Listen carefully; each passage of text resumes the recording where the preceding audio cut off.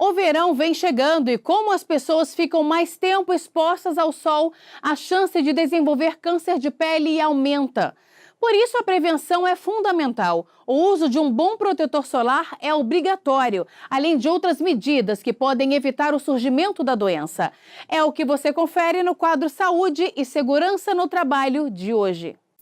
Você sabia que mais de 6 milhões de brasileiros não se protegem de forma alguma quando vão à praia, ao parque ou até mesmo ao trabalho? Pois é, só que a exposição ao sol forte pode provocar doenças graves, como o câncer de pele, que atinge mais de 180 mil pessoas todos os anos no Brasil.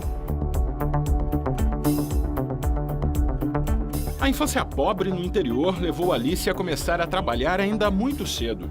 Desde a idade, assim, mais ou menos de 10 anos, a gente já ia para a roça, ajudar a plantar, ajudar a colher. Aí levei muito sol, sol de queimar mesmo, manchar a pele mesmo. E quando ela cresceu, a rotina na cidade grande expôs ainda mais a trabalhadora. Produto químico, de auxiliar de serviços gerais. Então a gente dispõe muito sobre esse produto, né? Todo serviço que você faz é usando esse produto forte. A história de Dona Maria não é muito diferente. Por mais de 40 anos, ela se dedicou ao trabalho doméstico, uma rotina sem qualquer proteção ao sol. Lavava a roupa do dia todinho, eu começava das 9 horas até as 12.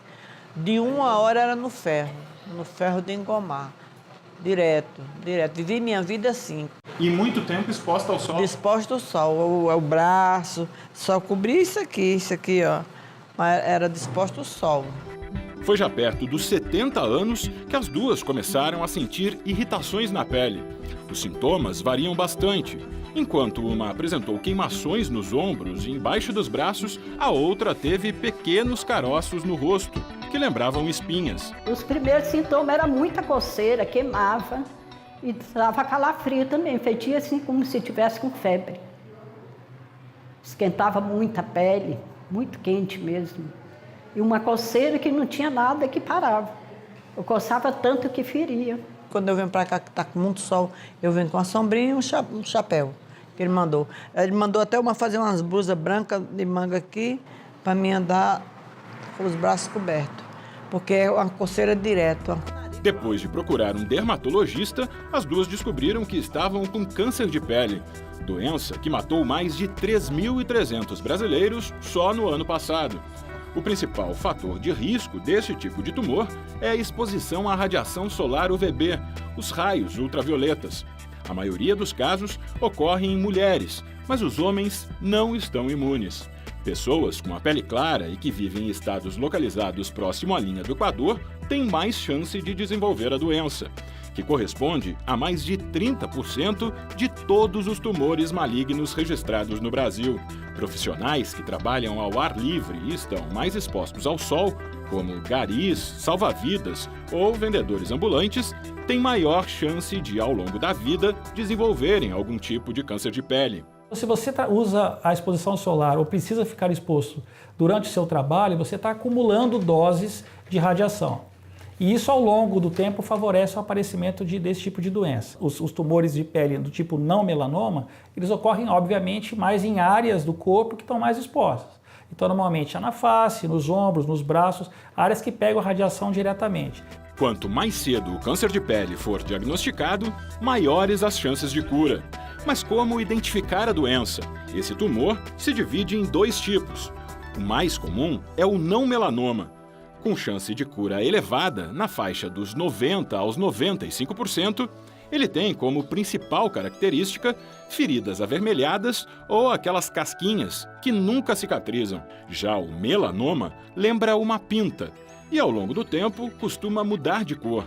Ele tem origem nos melanócitos, as células que produzem a melanina, substância que determina a cor da pele. Embora represente apenas 3% de todos os casos diagnosticados, o melanoma é considerado mais grave por causa da alta chance de metástases, podendo se espalhar para outros órgãos do corpo. Para identificar esse tipo de câncer de pele, é importante ficar atento às alterações da lesão. Neste caso, vale usar o chamado ABC do melanoma. Lesões assimétricas, com bordas irregulares e com cor, diâmetro e espessura alterados são indícios de que o paciente pode estar desenvolvendo um melanoma. Qualquer tipo de lesão que mude as suas características. Seja uma pinta que muda de cor, uma pinta que inicialmente ela era com uma borda regular, de repente ela passa a ficar com um formato estrelado, com as bordas mais irregulares, qualquer lesão que comece a sangrar, qualquer lesão que coce, qualquer lesão que você passe a mão e não tinha um relevo e passa a ter um relevo, são sempre sinais de alerta para que você procure algum tipo de tratamento. Os exames podem ser tanto clínicos, feitos pelos médicos com a ajuda de lentes especiais, ou mais sofisticados, realizados com equipamentos a laser que ajudam a mapear a lesão. Em alguns casos, pode ser necessário fazer uma biópsia para conseguir comprovar a gravidade da lesão.